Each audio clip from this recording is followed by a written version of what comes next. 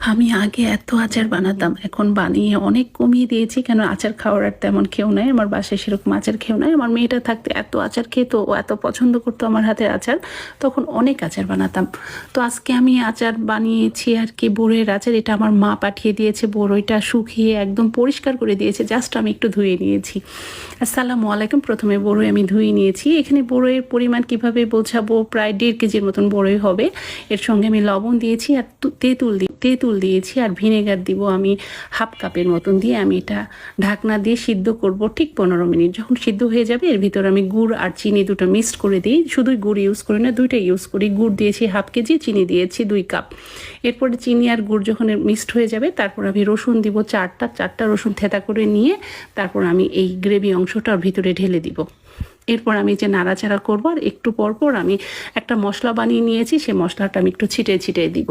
এভাবে আমি যতক্ষণ না পর্যন্ত শুকিয়ে আসবে আর কি চিনি আর গুড়ের যে পানিটা মরে যাবে, তখন আমি আচারটা নামিয়ে ফেলবো। এভাবে আমি আচারটা এখন নামাবো। প্রায় হয়ে আসছে আমার আচারটা, 15-20 মিনিটের মতন, খুব দ্রুত হয়ে যায়। এই যে আমি জিরা নিয়েছি, আর মিষ্টি জিরা যেটাকে বলে, মহুরি যেটাকে বলে, সেটা আমি একটু বেশি পরিমাণ নিয়েছি। শুকনো মরিচ নিয়েছি 8-10টা, আর নিব হচ্ছে ডাল মশলা খুব কম। এরপর আমি হালকা তেলে নিয়েছি, বেশি কড়া করি নাই। এরপর আমি ব্লেন্ডারে ব্লেন্ড করে নিয়েছি।